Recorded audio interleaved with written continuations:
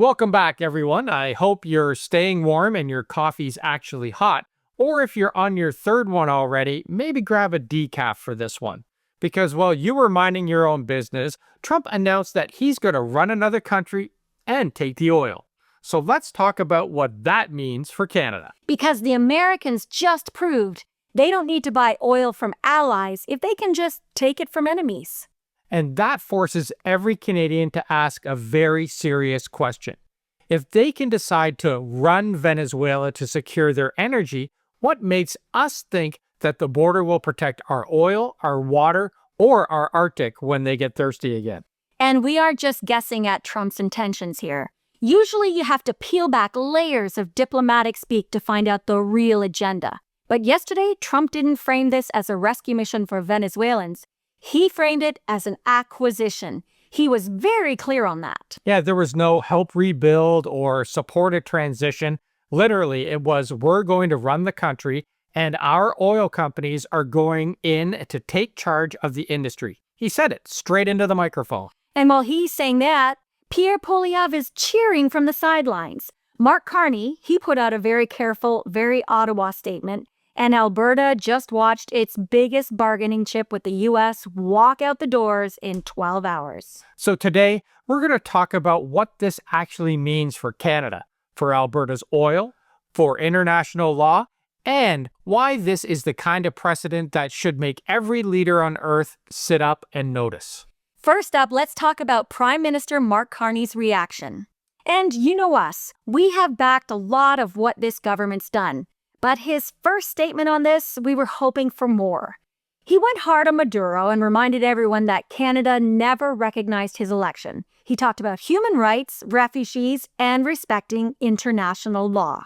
That's the good news and the bad news all in one breath. He's saying the right things about democracy. He's hinting that this crossed a line, but he's still speaking in code while Trump is speaking in airstrikes. And I get why. Every time Canada actually says something out loud about Trump, we're the ones who eat the tariff threats, while other leaders stare at their shoes. Whether we like it or not, America elected a convicted felon and grifter to run the biggest military on earth, and everyone's terrified of setting him off. But Canada can't be the only country in the G7 willing to say this isn't okay. If we're going to push back on this, it has to be with other allies besides us. And I wish he would have been as strong as Mexico's president, Claudia Sheinbaum. True, but Deb, Carney did take his time putting that statement out, so I'm choosing to believe that part of that time was spent on the phone with other leaders, trying to line up a united response. Even if his wording didn't go as far as we wanted, we still breathed a sigh of relief that this is the guy in charge, especially after reading Poilievre's dumbass tweet.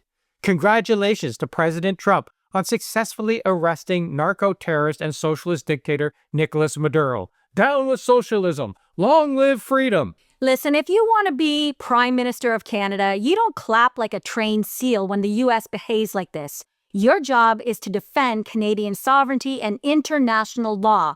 And that raises some pretty basic questions. If he's this eager to bless an illegal operation in Latin America, how hard do you think he'll really push back if Trump decides he wants more say over Canadian resources, our security decisions, or our foreign policy? Because here's the thing, everyone. This was never about Maduro. This was about oil. Policy analysts and energy people have been screaming that from the rooftops all weekend. Venezuela has about 300 billion barrels of crude reserves. That's more than any other country on the planet.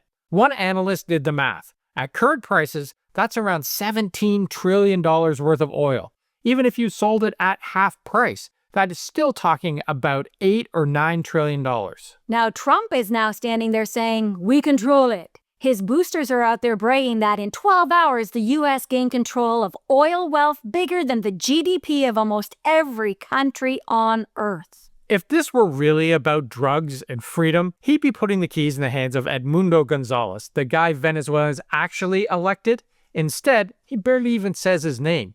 He shrugs off Maria Corina Machado, the woman who packed streets, organized people, and scared Maduro more than any bomb. He even said that she's a very nice woman who doesn't have support. Come on. That tells you everything right there. This is not about the Venezuelan people getting their country back. It's about Trump getting a new toy to play with and a new pile of oil to sit on. If this were about democracy, the headline would be, "We're backing the leaders Venezuelans chose," not "We're going to run the country and send in our oil companies." Here's where Canada really needs to pay attention, though. The heavy crude under Venezuela is a direct substitute for the heavy crude oil in the sands of Alberta. A lot of the refineries in the U.S. Gulf Coast were built for that exact type of oil. They can swap barrels from Alberta for barrels from Venezuela without ripping everything apart. Until now, Canada was the safe supplier. 4 million barrels a day flowing south, about $130 billion a year. That dependency gave Canada leverage in every fight over tariffs and trade. Trump has now announced his plan to kill that leverage. So when Pierre Poilievre applauds this operation, he's not just applauding the fall of a dictator. He is clapping for a plan that could punch a massive hole in Alberta's economy and rip away one of Canada's best bargaining chips. Now let's talk about the drug hypocrisy for a second, because this is the part that is way too obvious. Trump keeps calling Maduro a narco-terrorist and says this is all about protecting Americans from cocaine and fentanyl. Meanwhile, he just pardoned the former president of Honduras, Juan Orlando Hernandez, who was actually convicted in a U.S. court of helping move hundreds of tons of cocaine into the USA. Yeah, it was a real conviction, real evidence, real prison sentence. All gone because it was politically useful for Trump to erase it. But we're supposed to believe that he bombed Caracas because he can't sleep at night worrying about drugs? He doesn't care about Maduro, the drug dealer. He cares about Maduro, the guy sitting on the deed to the world's biggest oil fields. If this were about drugs, you don't let a proven trafficker walk and then use unproven accusations to justify bombing a capital city. What he cares about is control. Control of oil, control of the headlines, control of the story.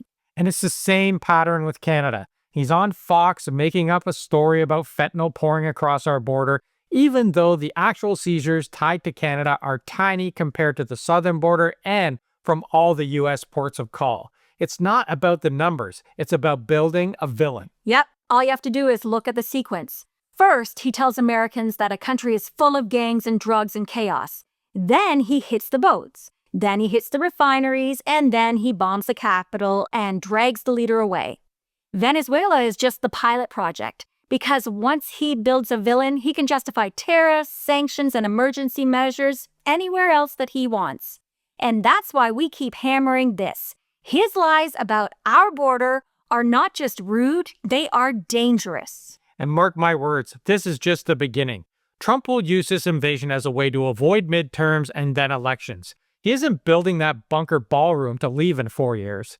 The plan is as clear as day. It will be a Trump dynasty, and when he goes, Don Jr. or Barron or whoever he chooses will step in and take over. Trump wants it all, because you know who else is on that list of heavy oil players?